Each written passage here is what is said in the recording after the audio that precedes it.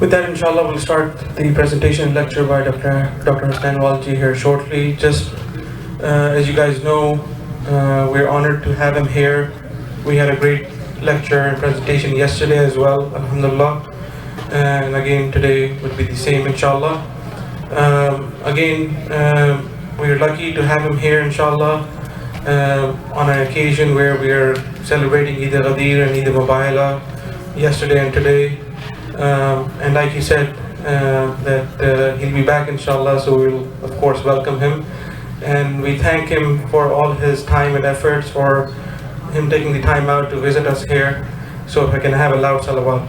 Allahumma salli ala Muhammad wa ali Muhammad. أعوذ بالله السميع العليم من الشيطان اللعين الرجيم. بسم الله الرحمن الرحيم. الحمد لله الذي عرفني نفسه ولم يتركني أمي على القلب.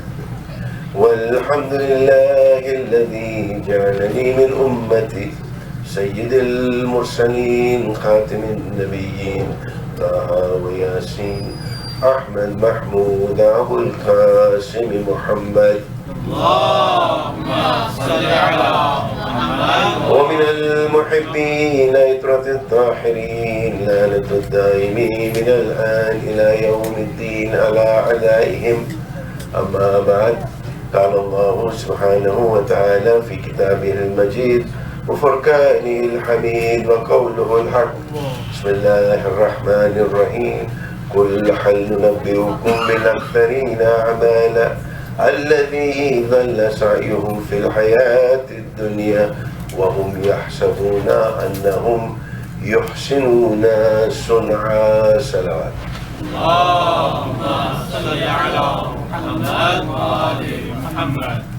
When before I delve into why I chose the ayah of Surah Al-Kahf, which says, shall we show you the losers, those whose affairs in the acts of this world have been unsuccessful. And the Quran is telling us what is more, is that they think that they're doing good deeds. I want you to remember this ayah because it is in that context that I'd like to talk to you about this epochal event of what we call the event of Mubahila. History needs to be looked at three different levels for us to get the optimum benefit from history. This is not going to be a presentation with emotion. I would like us to think critically. This is what they say beautifully in Urdu, to say that Janab ye dawat e fikr hai. It is indeed an invitation to think. Because we have, mashallah, emotionally been charged up with the beautiful poetry and how the Panjatan come and what they do. History needs to be looked at with events, with personalities, but bigger than that is the idea behind the event. And I'd like to take this few moments that we have to talk about Mubahila in these three ways. Who were the people? The personalities? What was the event? And what did we learn? What was the bigger picture? So that, inshallah, will be.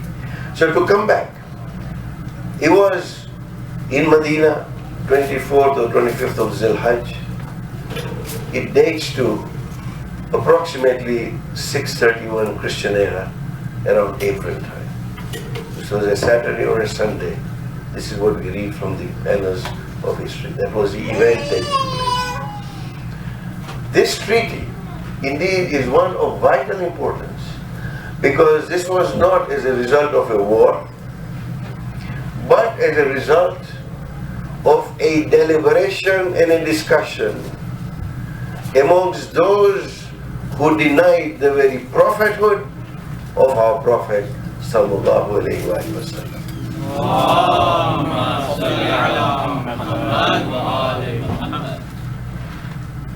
I would like as I say, that a picture is worth 1,000 words.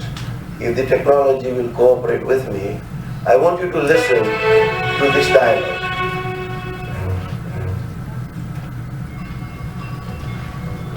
يا محمد، لقد حاججتنا واعلم أننا نحن الاثنان صابران، وقد أجزت لنا يا محمد في مسجدك أن نتعبد على طريقتك،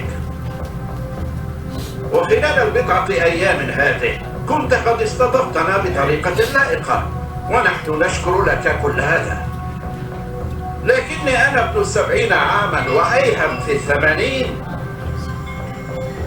نحن وسائر أهل نجران، ومنذ أن أبصرنا النور عشنا في رحاب دين ومعتقد آبائنا وأجدادنا على الدوام، ونحن الاثنان قد سمعنا حجتك تماما، حيث قلت إن كان سبب عدم انتماء عيسى المسيح إلى أب عائد إلى مشيئة إلهية، فالإنسان إذن حيث لم يكن له أب ولا أم هو أكثر استحقاقا لربوبية العالم. ومع كل ذلك فنحن جميعا سائرون على نهج وسنة أجدادنا، ولا نستطيع أن نصدق يا محمد أنك أنت هو رسول الله كما تدعي.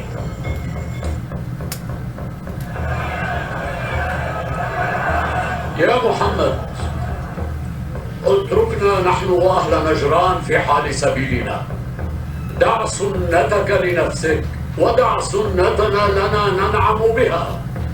نحن النجرانيين حين ننظر إلى سنتنا نرى أن الحق معنا نحن، لا مع الإسلام الذي تدعيه أنت. اهدوا.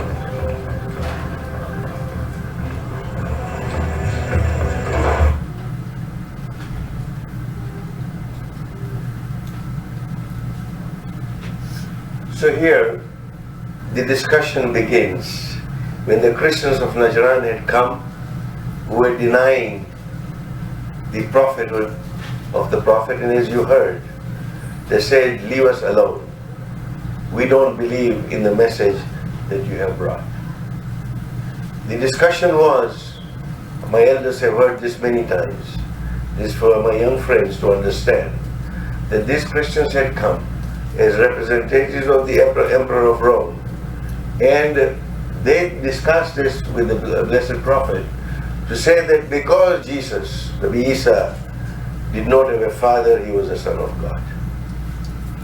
And in true dialogue style, the Prophet did not shun them, but he gives them an argument to say that the birth of Jesus is similar to the birth of Adam. Allah created Adam without a father and a mother, while Jesus was born without a father and from his mother. So he refuted that argument and amongst many other arguments, and they go on to actually, the Prophet gives a beautiful response, and I also want to crave your attention to look at this كل clip. ما قلته لم يكن من عندي أنا، كان كله كلام الله المتعال. لقد سمعتما حجتي ولم تتمكنا من الإجابة، ومع كل هذا الإصرار فما زال فضلكما في محله. ولكي ألقي عليكما آخر حجة من الله أقدم لكما اقتراحي في المباهلة.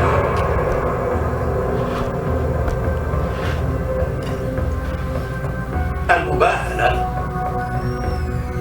تعالوا ندعو إلى الطرف الآخر بالبلاء من ربنا واللعنة من الله عليه.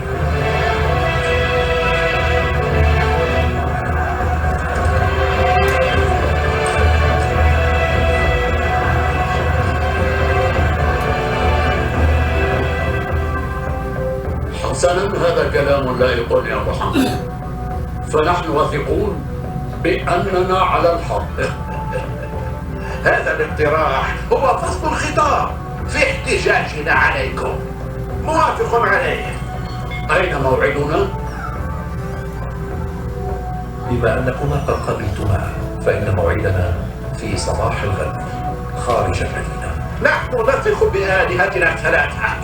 إن آلهتنا سينزلون عليك البلاء، وسوف يحرقون سلالتك أيضا، وسوف يقضون على نسلك عن آخره، وسيجعلون أتباعك بالنسبة إلى ديننا في غاية الشوق واللهفة.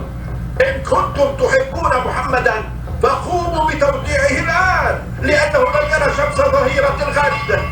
أحمل من العمر 80 عاما وقد أمضيت 70 عاما طوالا من هذا العمر المديد في الدعاء والتوسل، وأنا غدا سأحمل عبادة 70 عاما من عمري في يدي وأدعو بالبلاء والخسران لمرشدكم.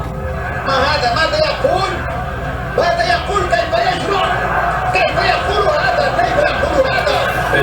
ابدأوا ولكن كيف يقول هذا؟ لا يعترضن أحد منكم هذين. الله أكبر. لقد منحت هذين الأمان لكي يقولا كلامهما بهدوء واطمئنان. اجلسوا.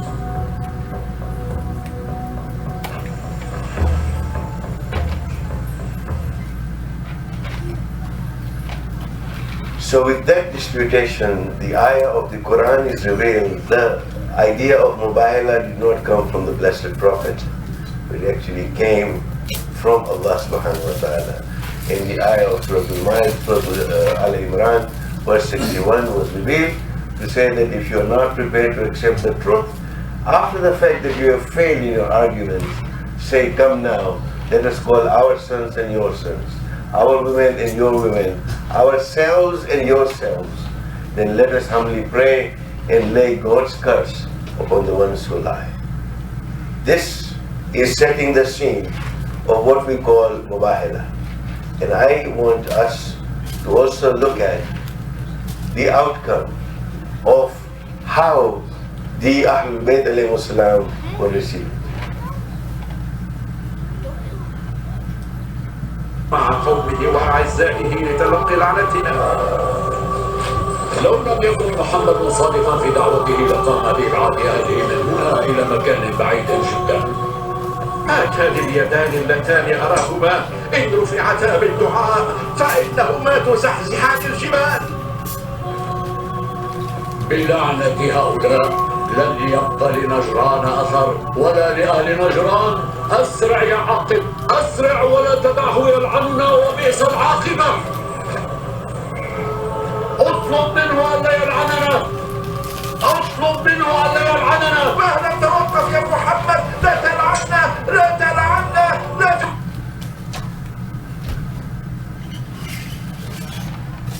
So the Christians of Najran were expecting the Blessed Prophet to come with a deputation of some strong people. Maybe his army. What do they see? They see the Blessed Prophet who comes forth, a young man on his right, a dignified woman on his left, and two children in front of him.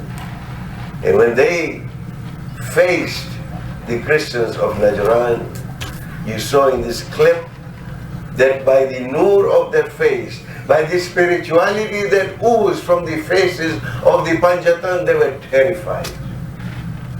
And they declined the Mubahila and made a treaty with the Blessed Prophet Sallallahu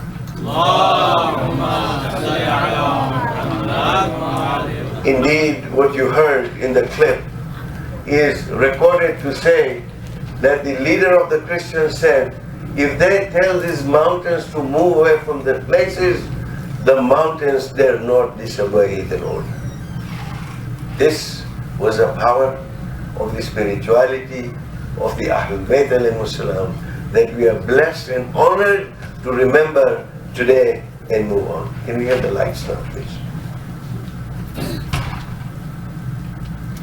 Indeed, what the Christians of Najran said at that time, that had it not been for the fear of the Emperor of Rome, we would actually have become Muslims. We would have accepted your message of Muhammad sallallahu alaihi wasallam. And then they said, we do not want to contest with you, but would like to make peace with you. And thus evolved the event of Mubahila. That is the event. We've just looked at the personalities and we have looked at the event. I now crave your indulgence and your attention to say that what is the event of Mubahila, what is it teaching us? Is this merely a Thanksgiving festival of triumph to say that the Ahlul Bayt triumphed? Of course it is. It is a triumph of right over wrong. This was a day when truth and falsehood was being determined.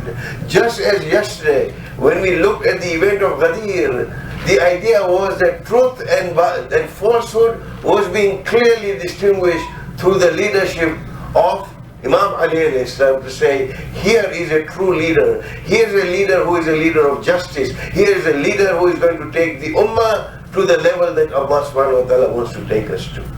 In the same way, the entire retinue of the Panjatan, the Holy Ahlul Bayt alayhi salam, actually determines and proves beyond any doubt the power of the Ahlul Bayt. Secondly, there are many definitions being given of who the Ahlul Bayt are.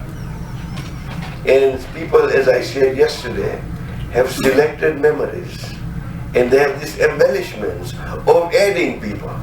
Well, here is a clear indication that when the Blessed Prophet says, my Ahlul Bayt, the people of my house, it is the Panjatan, and you don't know anybody else apart from the Panjatan and the lineage from the Panjatan, the Aimam. So this was a second definition that the Holy Prophet presents, the best ones. When you're going for an important event and you want to put the best face forward, you take the best of people with you. As we heard in the Mankabat, to say that there were some who were very disappointed that they were not taken, although they may also breathe a sigh of relief to say, maybe if the Mubahila comes through, maybe we are not cursed. So that may have been their mind. I don't know, I can't read their mind, but some of them may have been disappointed. But truly, this is the event where definitively it is determined as to who the Panjatan are and who are those people of the truth. Let me also share something with you which is so very relevant today. In this day and age, where shootings take place in schools, we just heard one a few days ago, it continues. It is a place where there is so much strife. The environment has become so cloudy. The media has perpetrated so many different opinions, and it is fueling some of these flames of what is happening to our nation today. If we were to learn from the school of Ahlul Bayt alayhi salam, the idea that I talked about of yesterday of moving on from merely tolerance of another person to understanding, then this nation would be far better off. They blame it and say, well, there are some mad people. It is not merely a question of mad people. Mad people, as they call it, do not suddenly drop from the sky. These traits and these tendencies are created from within the society that they live in. The gun culture is created from within the society. Therefore, it is so very important. As was mentioned here, to say when we nurture our children within a certain set of values, they will come out with those values. If we do not give them those values, then there may be other values which may invade. Mu'mineen, this is how we need to engage. And I'd like to share this with you. The Mubahila event happens, according to history, begins on a Friday or a Saturday. And they keep discussing. They keep discussing the fineries and the points of Mubahila. Sunday comes. When Sunday comes, they said that we'd like to go out of the city of Medina to do our prayers. Because we need to do our Sunday service. Do you know what the Blessed Prophet did? He said, you don't have to go out of Medina. You want to pray to God. We may differ in terms of whether you recognize me as a prophet. You believe in one God, you can pray here right in the Mosque of Medina. The idea of that interfaith, the idea of understanding, not just tolerating, to say, well, these are Christians, they have doubted my very existence. I am the prophet, and they have doubted my existence. Let them go and pray wherever they want to pray. There would be a level of conflict, there would be a level of some sourness within the heart. This was the compassionate prophet. This was somebody who was called Rahmatul lil Alameen. Look at the beautiful way the blessed prophet deals with those who did not believe or share his message. There is a message for us. Today, we have a huge issue of Islamophobia, as they call it in this land. Again, Islamophobia is an industry. There are 5 main sponsors, funders, and there are 7 promoters, so-called think tanks, who work together in a very strategic manner to fan the flames of Islamophobia so that Bill Riley and other guys on Fox and elsewhere pick it up from them. But it is funded, it is promoted in a very strategic manner. It is not just an emergence of some people thinking Islam is not good. This has become an industry. It's also become a money-making industry. People get paid huge amounts of money. So today, in this day and age, we don't have that money. And those who have that kind of money, you know where they use it? They use it to build the biggest Christmas tree on this planet in Abu Dhabi, where they spend $40 million, $50 million for one Christmas tree so that they can brag to say we have the biggest Christmas tree. This is the state of the Ummah. We don't have that kind of money or access to that kind of money. What Mu'mineen we have to do is that we have to think and we have to act smart. We have to act locally. We have to make sure that people that we work with, people who are close to us, the neighbors, the churches, are the ones like the Prophet taught us, be invited in our places of worship to actually share a meal with us, to have an interfaith, and to actually have a dialogue with them, to say that what the media and the pundits are telling you about Islam, Islam can be such a civilizing force. Islam can be of so much benefit. Islam, as taught by the school of Al-Mubahila is something that we cannot Mu'mineen treasure and keep it within these 4 walls. The idea is to share the teachings. So this is what we learned from the event of Mubahila, that while this was a triumph for the Blessed Prophet, it is not just another event for us to celebrate, get together and celebrate the triumph. It is also an event that is going to teach us to interact in the situation that we are in. Salawat. So let me share with you some points. What is irrelevance besides what I've just talked about?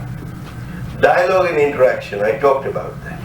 It's an opportunity for us to learn from Mubahila the protocols of dialogue. You saw in that clip that when the priests of Najran were arguing with the Blessed Prophet and they were using some harsh words, the people got emotionally charged up and the Blessed Prophet stops them to say, calm down, calm down. The idea of emotions in the right place. When something that an injustice is being done, you stand up. But we are dialoguing. There is a protocol of what you call difference in a protocol of dialogue as to how we deal with our differences. So we learn the idea of dialogue and interaction. Politeness and humility. When the Christians of Najran came, it is recorded in some books, not all. They came with all the pomp and circumstance. The pomp and circumstance that you saw the present Pope try and avoid by traveling in a Fiat. The Christians of Najran came with all the livery and the pomp and circumstance. And it is recorded to say that the Prophet refused to see them. So somebody went, of course, to who else? To Mullah Mutakiyan, Imam Ali alayhi salam. He said, why won't the Prophet see them? They have come to discuss. He said, let them come in the simple robes of spiritual people. We do not want this recognition of the Emperor of Rome in them. We want to see them as spiritual people as I am. So they change their clothes, they come back in simple robes, that's when the Prophet sees them. So here was an example of humility. But at the same time, the Blessed Prophet was polite when he was dealing with them. But being polite does not mean that we are not firm in our stand. We have. Yesterday I talked about the third kind of person, if you remember. Muntazir remembers it well, I know. If we remember, the third kind of a person who is nice to everybody, he has no enemies, the best of PR person. Well, when you have to be firm on a principle, you follow the school of Ali ibn Abi Talib taught to him by the Blessed Prophet, to say that there is that firmness and steadfastness in the belief that I have. We do not relegate our belief or dilute our belief. We are the followers of the Ahlul Bayt alayhi salam. We have a point of view. While we will do interfaith, we will do intrafaith, we will dialogue with everybody, we will not give up our principles, we will not hide fadak under the bush, we will not talk about Ghadir, we will talk about the principle, but we will talk about it in a way that we are dialoguing and trying to convince people rather than bad-mouthing and maligning other people. This is the interaction that we learn. PR, corporate America, teaches us creating the right impression. You need to have the right kind of suit on and the right color tie on if you're going to do an important presentation. Or you need to have a certain ambience. The realtor, if there are any realtors here, please forgive me, but a realtor must drive up in a BMW or a Mercedes to actually create the right impression that he's an affluent realtor and he can get you to the house that you want to buy. Creating the right impression, this is what corporate America is all about. And there's nothing wrong with that, as long as you're true to the impression that you create and not fooling other people. The Blessed Prophet creates the right impression by what? By bringing the right people with him who are exuding their spirituality and the spirit of sincerity of Allah subhanahu wa ta'ala. I mean, that is the meaning of us creating the right impression. We may say 110 times that Islam is a religion of peace. When you do not show it by your actions, that Islam is a religion of compassion, that we do not show it by our actions, that Islam is a civilizing force, that we do not show it by our actions, people will not believe us. We have to create the right impression when we meet other people to say that this is a nation most balanced. وَكَذَلِكَ جَعَلْنَاكُمْ أُمَّةً وَسَطًا لِتَكُونُوا شُهَدَاءَ عَلَى النَّاسِ. We have created you a nation most balanced so that you may be an example upon mankind. Today, sadly, ISIS has become an icon to recognize Islam, while the school of Ahlul Bayt stutters and tries to find its feet. We cannot be mu'mineen in these four walls, or even bigger mosques that we will build. Those bigger mosques and Imam Bargas are not going to cut it. Not that I say that we not build them.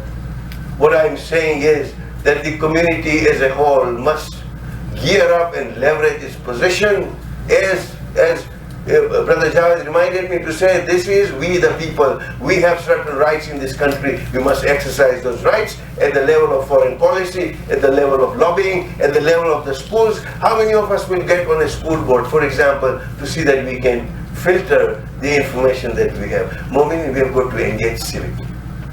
Those days of saying we will stay aloof, like the brother said, you cannot cocoon our children, from that idea of being polluted. What you have to do is you have to engage. You have to create an immune system within the community which will fend off any virus that comes to us. This is how we will build a community. This is how we will go and leverage, be it lobbying, whatever it is. I'm talking about lofty ideas, it doesn't mean that we cannot reach there. At least we can reach to our school boards. We can talk to our senators. We can talk to our congressmen. We actually have a tool that we've developed. I'm part of the Shia Pact that we have created. We have a tool that we have developed where in your name, if you're willing to sign on an email, your congressman and your senator will receive a personal email on your behalf in their mailbox to say you have a problem with this. Within 48 hours of Sheikh Nimr being sentenced, this was Sheikh, not the young man Nimr, I'm talking about Sheikh Nimr. Within 48 hours, we had a Shia Pact. We had sent out more than 48,000 emails to senators and congressmen. talking about. We have the tools, we have the technology, you have Facebook. Facebook is not just putting your holiday pictures on it. Facebook, social media can be utilized by us. We have young people here who are savvy, who are IT savvy. These are the people that need to be empowered and nurtured. And the other thing was, the Blessed Prophet finally agreed with them to say, to you your religion, to me mine, let us agree to coexist. He did not banish the Christians of Najran from Medina. He did not make them enemies. He said, you'll have to follow certain rules. You'll have to pay the jizya tax. Instead of people paying the zakat and other things, if you're non-Muslim, you will pay a tax. And this is how the Prophet taught us that we can coexist with each other despite our differences. This is what Mubahila teaches. And finally, it says numbers do not matter. Do not worry that you are just a few. Do not worry that you are only 15% of the Muslim Ummah. And do not worry that of that 15%, only 1% really cares enough to do whatever. Numbers don't matter. Numbers do not matter. What really matters is, what have I done? You know that lizard, that little lizard who was trying to put those drops of water to calm down the flames of Nabi Ibrahim, was asked to say, what difference is it going to make? And the lizard says, on the day of judgment, I will tell my maker that at least I tried. Let me leave you with an inspirational story before I end this. There was a young man on the beach, and he saw millions of starfish floating on the, or dying on the sand, because when the tide comes in, you have all the starfish who cannot go back. And this young man was throwing the starfish back into the ocean for hours. And there was an elderly gentleman who was watching him do this for a couple of hours. Finally, we at our age, the baby boomers and the seniors, can't help advising people. It's in our nature. We like to do that. So he goes up to the young man and says, young man, how many starfish are there on this beach? And he said, thousands, I don't know. He said, what's the point you're throwing one starfish? What difference is it going to make? And the young man does not answer. He picks up another starfish, throws it back into the ocean, and said it made a difference to that one. Yeah. That, Mu'mineen, is our call as the lovers of Ahlul Bayt alayhi. We have a mandate. Remember I said yesterday, the Prophet was not being told that if you do not pass the message, that it is as if you have delivered nothing. We are being told that message. That if we do not convey that message through these young people, through the institutions that we have, then what have we done for the Ahlul Bayt alayhi? What have we done for the legacy and the beautiful heritage that we have of the school of Ahlul Bayt alayhi? Those are the lessons, Mu'mineen, the practical lessons, beyond the emotion, beyond the feel-good factor that we have to act. We have to act in the right manner, so that when Imam Zaman Ajalallahu Faraja comes, we have created a society, as I said before, as a least imperfect society, to say, yeah, Imam, this is what we have been able to do with the message. This is our small token to you that we present. May Allah give us tawfiq to raise a generation that is a proud Muslim. May Allah give us the tawfiq to build progressive communities like this one and many others, so that we can convey the message of the Ahlul Bayt alayhi. And we pray that the haja of everyone here as we sit here on this day are accepted with the mercy of Allah. If there are sick amongst us, so that we know, we pray to Allah to give them shifa kamila. We ask Allah to forgive our sins, and we ask Allah subhanahu wa ta'ala for the zuhur of Imam Zaman Ajalallahu Farajatah. والسلام عليكم ورحمة الله وبركاته.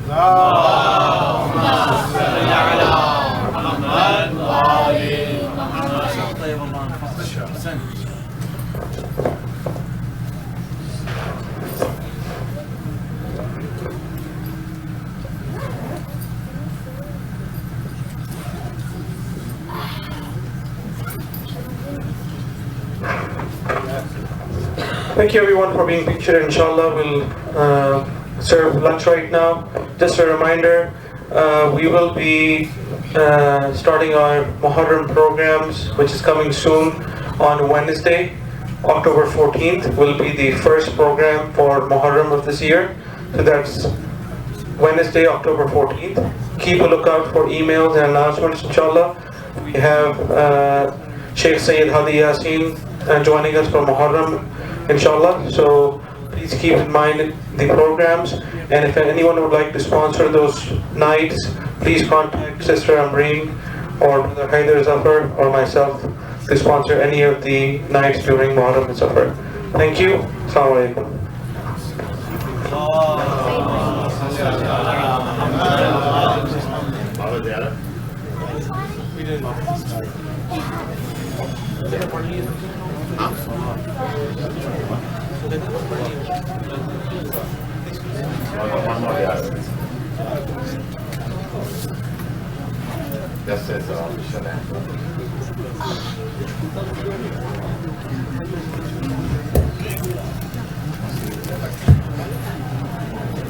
اللهم صل على محمد وآل محمد. وارقم تدود زيارة إن شاء الله بريك والدي.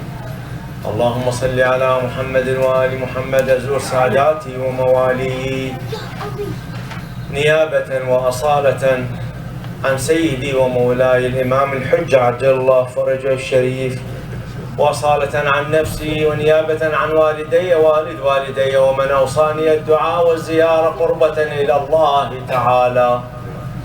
اللهم صل على محمد وآل محمد.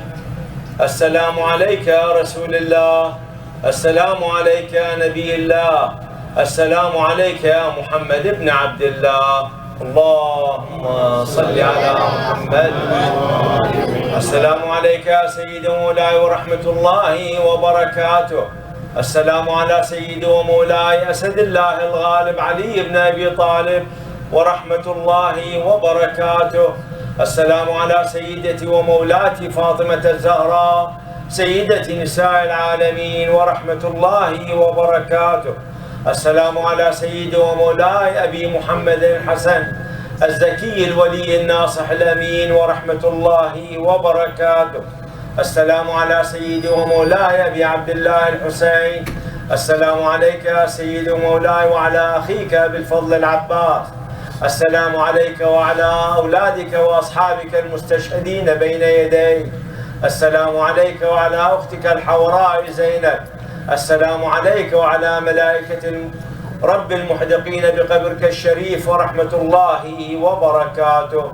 السلام على ساداتي وموالي أئمة المسلمين علي بن الحسين ومحمد بن علي وجعفر بن محمد وموسى بن جعفر وعلي بن موسى ومحمد بن علي وعلي بن محمد والحسن بن علي والحجة القائم المهدي عجل الله تعالى فرجه وسهل مخرجه وجعلنا من أتباعه وأعوانه وأنصاره والداعين إليه والذابين عنه والمستشهدين بين يديه ورحمة الله وبركاته. اللهم صل على محمد وآل محمد.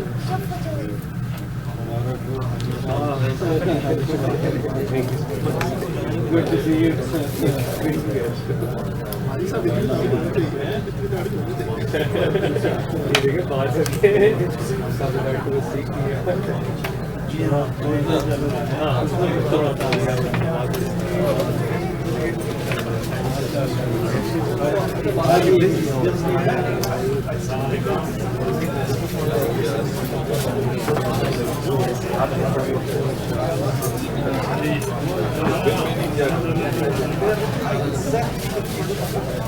Thank